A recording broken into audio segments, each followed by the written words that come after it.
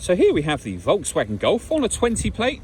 I'm going to start off by showing you around the outside of the car, and then we'll hop in and run through some controls on the inside. And from the outside you can see it's a 5-door car with alloy wheels and tinted windows. Let's start off inside the boot and then work our way around the rest of the car from there. As we approach the boot, you can see we have reversing sensors, plenty of boot space as well, along with that 60/40 split folding rear seat should you wish to increase this space even further. And then underneath this tray section, a space saver spare wheel. Okay, so we're just going to work our way back round to the front of the car, and then we'll hop in and run through some controls on the inside. But now that we've done a full circle of it, you can see it's in excellent condition the whole way round. Just briefly before we climb in, I think that's why we're seeing the interior from this exterior point of view. There's plenty to run through on the dashboard, so let's hop in and we'll do that now. Okay, now that we're inside the car, we're going to start with the dials. On the left-hand side, we have the rev counter, and on the right-hand side, the speedometer.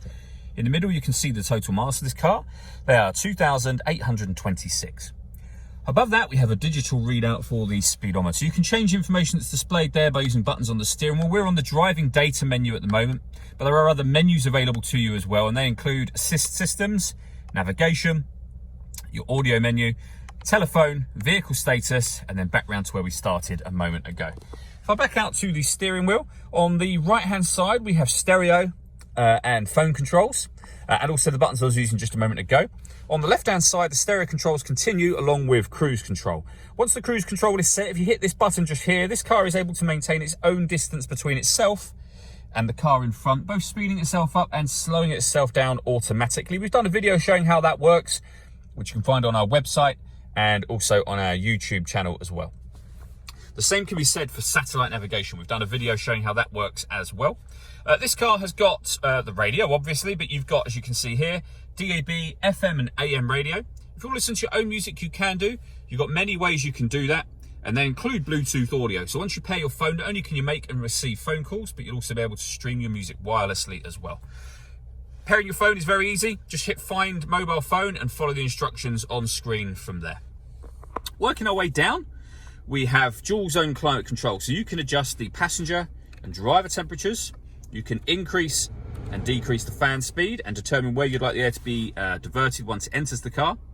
When you're happy with those settings, this button will turn the air conditioning off in this case, or back on again, or you can hit auto.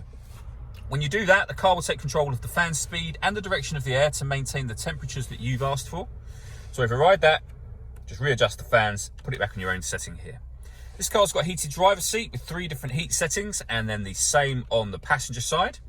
We have this section which will open up to give you some storage. We've also got the USB input for your music just there as well. We have a 6-speed manual gearbox. This button turns the parking sensors on and off. We can turn off the stop and start. This car is designed to cut out when it's stationary in traffic to save you fuel. That system is now turned off.